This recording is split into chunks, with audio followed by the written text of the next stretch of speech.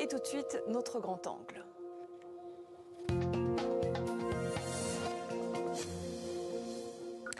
Rallumons les lumières, c'est le titre d'un ouvrage à paraître le 23 août aux éditions de l'Aube, un ouvrage consacré à l'éducation en France. Son auteur, Philippe Mérieux, est avec nous. Bonsoir. Bonsoir. Et merci d'avoir accepté notre invitation. Vous êtes pédagogue et professeur des universités, spécialiste du système éducatif français.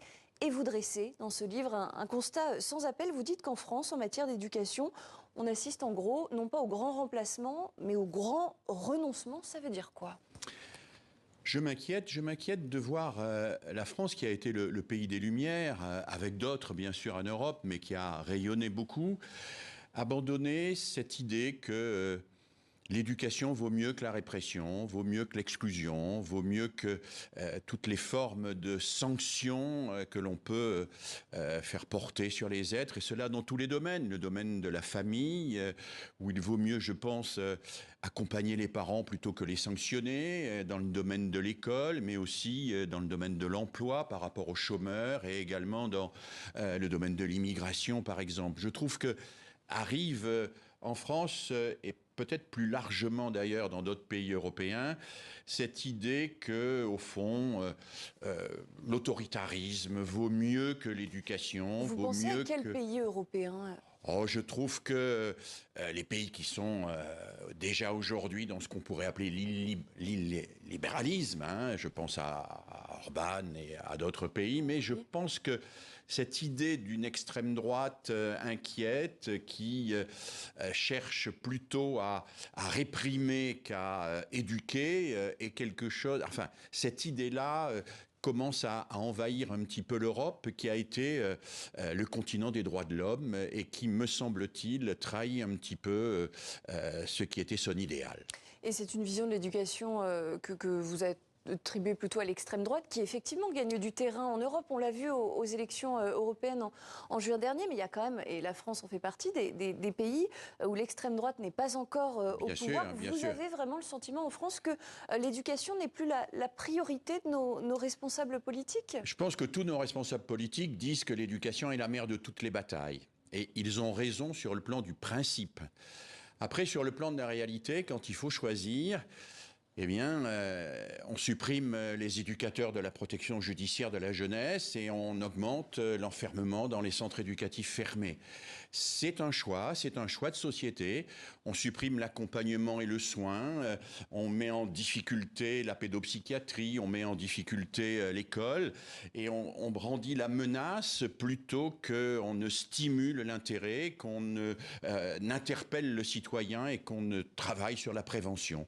Et tout cela m'inquiète parce que c'est réellement un retour en arrière pour moi. Un retour en arrière, et ce sont, dites-vous, des politiques finalement qui prônent l'autoritarisme et qui ont pour conséquence une exclusion peut-être encore plus massive de certaines franges de la société ?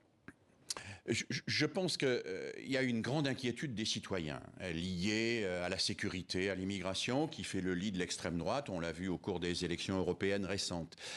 Mais cette inquiétude des citoyens, on peut la prendre au premier degré et finalement les rassurer en leur disant « Écoutez, on va prendre des mesures autoritaires qui vont rétablir l'ordre à court terme et de façon immédiate. » Et puis on pourrait la prendre aussi au second degré, réfléchir un peu à long terme et se dire « Si on veut éradiquer ou en tout cas faire diminuer la violence, les affrontements communautaires, la délinquance, eh bien il faut s'y prendre un peu à la base. Il faut regarder comment se fait l'éducation dans la petite enfance, comment se fait l'éducation à l'école primaire et dans les familles. Et il faut soutenir une éducation plus authentique, moins fondée sur la peur, moins fondée sur la répression, mais fondée plutôt sur une confiance exigeante. La question aujourd'hui, c'est quand même comment est-ce qu'on en est arrivé là dans le pays, et vous le rappelez à juste titre, le pays des Lumières. Vous dites, vous, qu'en matière d'éducation, tout s'est précipité avec l'arrivée de Jean-Michel Blanquer au ministère de l'Éducation nationale. On est en 2017. Qu'est-ce qui a été fait ou qui n'a pas été fait, selon vous, à cette époque ? Non, globalement, on a vu arriver une idéologie qui est l'idéologie traditionnelle de l'extrême droite, qui petit à petit a... Portée, selon vous, par Jean-Michel Blanquer ? Non, pas portée personnellement par un homme, mais qui s'est infiltré. Bon, vous dites quand même que tout s'est précipité oui, à tout son s'est arrivée au précipité à son ministère. arrivée, mais disons que les choses ont évolué lentement aussi depuis une vingtaine d'années pour finalement imposer l'idée que la seule solution, c'est une forme de répression systématique. Voilà, il faut faire peur, il faut inquiéter, il faut exclure les mauvais, les méchants. Alors, moi, je suis pas un angélique, hein, je pense qu'il y a la nécessité pour toute démocratie de se préserver contre ceux qui la menacent, et bien sûr, il faut se préserver. Que vous évoquez, parce que c'est quand même important d'expliquer, de donner des exemples précis, elle vise qui? Elle vise les apprenants, les élèves ou si on parle de l'école, alors parlons de l'école, on pourrait parler de l'emploi, on pourrait parler de l'immigration, on pourrait parler de la famille, on pourrait parler de la délinquance. C'est le sujet de votre Parlons de livre. l'école.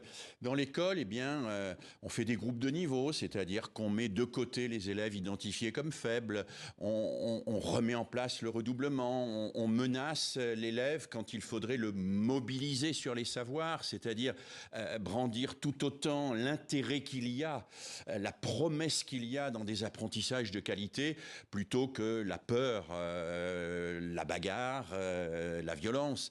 Je crois que nous avons en quelque sorte inversé le projet des Lumières. Les Lumières disaient tous les êtres sont éducables. Bon, en même temps, les Lumières excluaient aussi les femmes de l'éducation à l'époque. C'est pour ça que chaque époque a aussi ses problèmes. Je parle des Lumières tamisées d'ailleurs pour parler des Lumières du XVIIIe siècle, puisque les femmes n'étaient pas concernées, ou en tout cas peu de femmes étaient concernées, sauf si on prend des auteurs comme Condorcet, Condorcet qui avait à son époque, au XVIIIe siècle, dit déjà l'importance d'une éducation égale, totalement égale pour les garçons et pour les filles.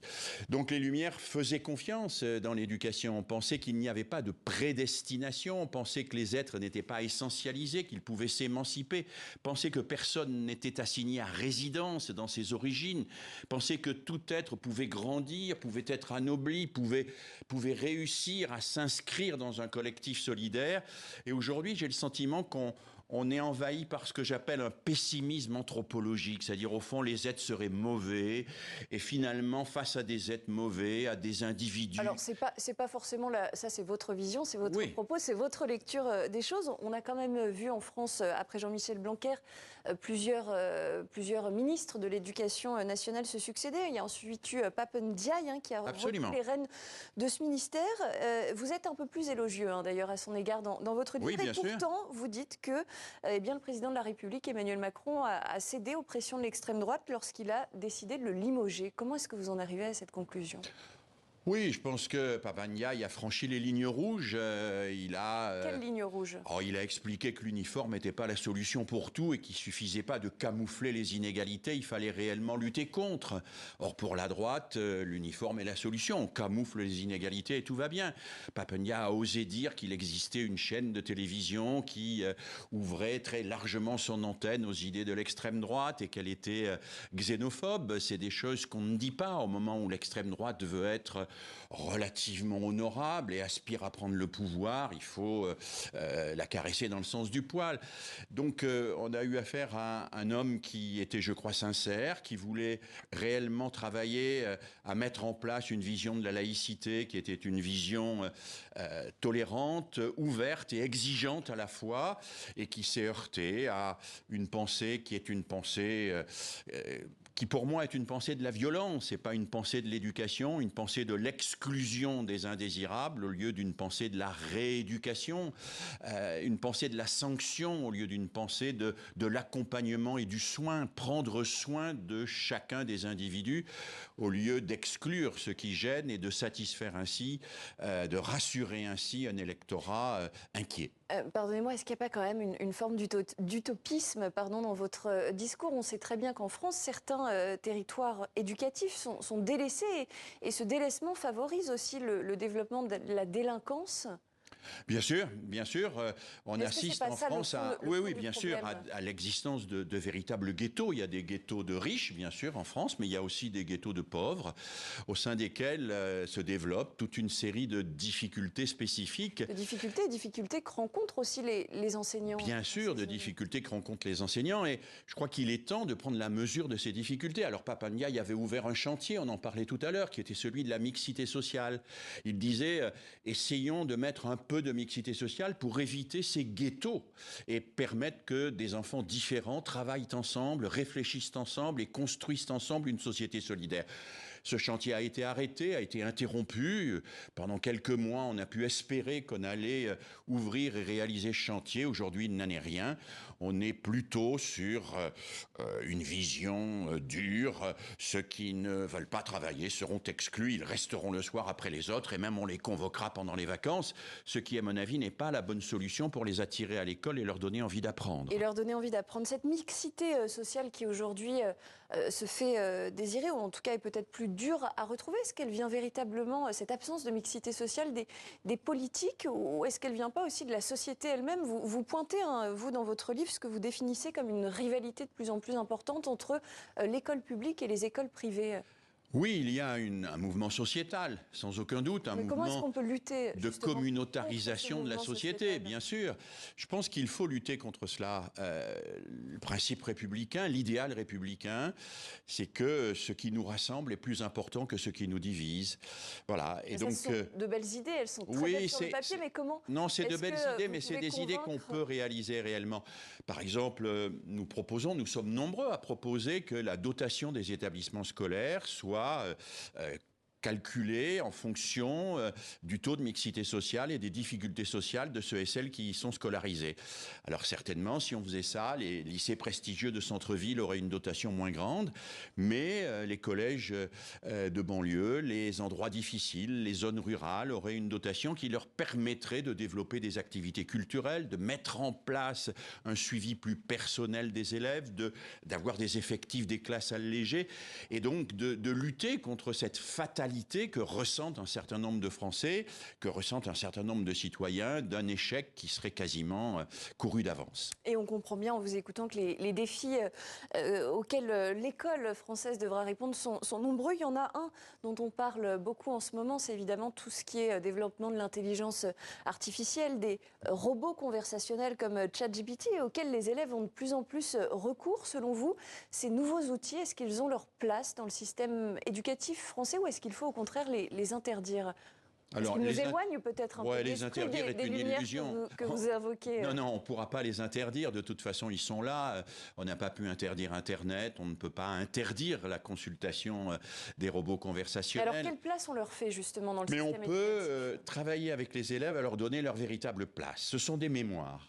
Les humains ont construit des mémoires. Les premières mémoires, c'était les premiers écrits. On a ensuite fait des livres. On a ensuite eu des bibliothèques. Aujourd'hui, on a des robots conversationnels qui sont des bases de données dans lesquelles il y a énormément de choses. On peut interroger ces bases de données, on peut avoir des éléments qu'elles nous fournissent, mais après, il y a la part de l'humain, la part de l'originalité, la part de l'inventivité, la part de la créativité de chacun qui doit être proposée, qui doit être travaillée à l'école. Alors, pourquoi pas utiliser ChatGPT pour faire un brouillon, mais à condition qu'on retravaille le brouillon, à condition qu'on confronte ce qu'a dit ChatGPT avec ce qu'aura dit Blue Maï ou une autre intelligence artificielle, à condition que chacun puisse rajouter son grain de sel, puisse identifier, porter un jugement, parce qu'un robot conversationnel ne portera pas de jugement de valeur, sauf si on le lui demande et s'il le fait explicitement, mais nous sommes en face d'une machine. C'est un calculateur de mots, un robot conversationnel. C'est un calculateur de mots, mais est-ce que justement les enseignants ne doivent pas aujourd'hui chercher à reconsidérer un peu la façon d'évaluer